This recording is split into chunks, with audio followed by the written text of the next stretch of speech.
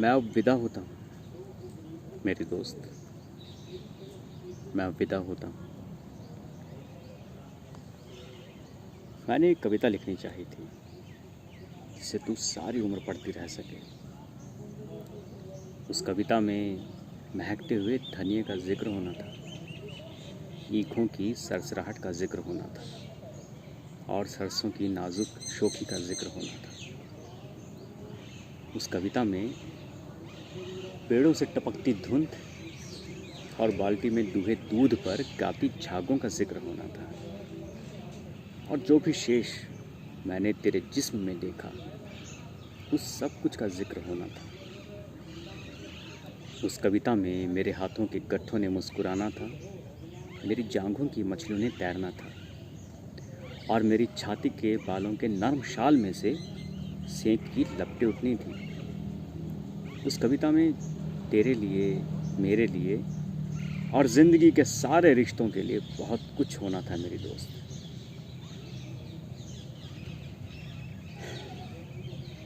लेकिन बहुत ही बेसवाद है दुनिया के इस उलझे हुए नक्शे से निपटना। और अगर मैं लिख भी लेता वो शगनों भरी कविता तो उसने यूं ही दम तोड़ देना था, तुझे और मुझे छाती पर बिलखते छोड़कर मेरी दोस्त। कविता बहुत ही शक्तिहीन हो गई है, जबकि हथियारों के नाखून बुरी तरह बढ़ आए हैं और अब हर तरह की कविता से पहले हथियारों से युद्ध करना बहुत ज़रूरी हो गया है।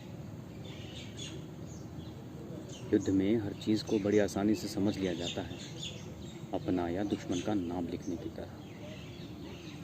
और इस हालत में मेरे चुंबन के लिए बड़े हुए होठों की गोलाई को धरती के आकार की उपमा या तेरी कमर की लहरन को सागर के सांस लेने की तुलना देना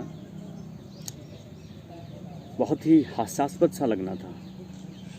सो मैंने ऐसा कुछ नहीं किया तुझे। तेरी मेरे आंगन में बच्चे खिला सकने की ख्वाहिश को और युद्ध की समूचता को एक ही कतार में खड़ा करना मेरे लिए संभव नहीं हुआ। और अब मैं विदा होता हूँ मेरी दोस्त। हम याद रखेंगे कि दिन में लोहार की भट्टी की भांति तपने वाले अपने गांव के टीले रात को फूलों की तरह महक उठते हैं और चांदनी में रस भरे टोंक के ढेरों पर लेटकर स्वर्ग को गाली देना बहुत संगीतमय होता है। हाँ, यह हमें याद रखना पड़ेगा, क्योंकि जब दिल की जेबों में कुछ नहीं होता, याद करना बहुत ही सुखदायी लगता है।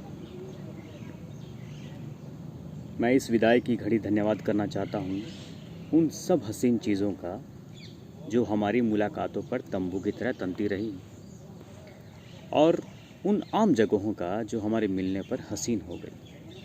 मैं धन्यवाद करता हूँ अपने सिर पर ठहर जाने वाली तेरी तरह हल्की और गीतों भरी पवन का, जो मेरा दिल लगाए रखती रही तेरा इंतज़ार करते।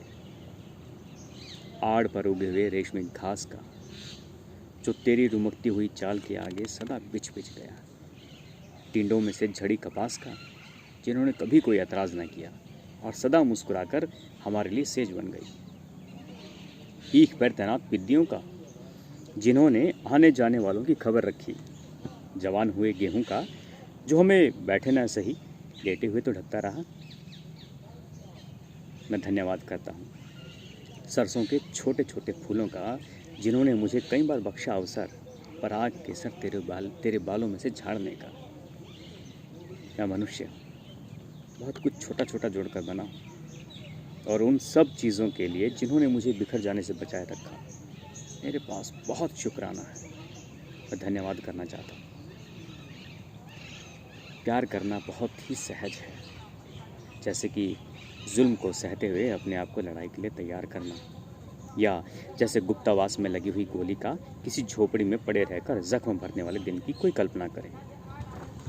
प्यार करना और लड़ सकना, जीने पर ईमान ले आना मेरे दोस्त, यही होता है। धूप की तरह धरती पर खिल जाना और फिर आलिंगन में सिमट जाना, बारूद की तरह भड़क उठना और चारों दिशाओं में गूंज जाना, जीने का यही सलीका होता है। प्यार करना और जीना उन्हें कभी नहीं आएगा जिन्हें ज़िंदगी ने बनिया बना दिया है।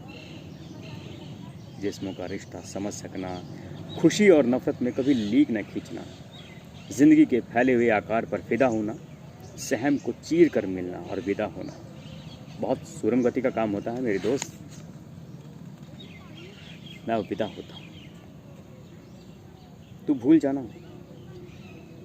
भूल जाना मैंने तुम्हें किस तरह पलकों में पाल कर जवान किया, कि मेरी नज़रों ने क्या कुछ नहीं किया तेरे नक्शों की धार बांधने में, कि मेरे चुंबनों ने कितना खूबसूरत कर दिया तेरा चेहरा, कि मेरे आलिंगनों ने तेरा मोम जैसा बदन कैसे सांचे में ढाला।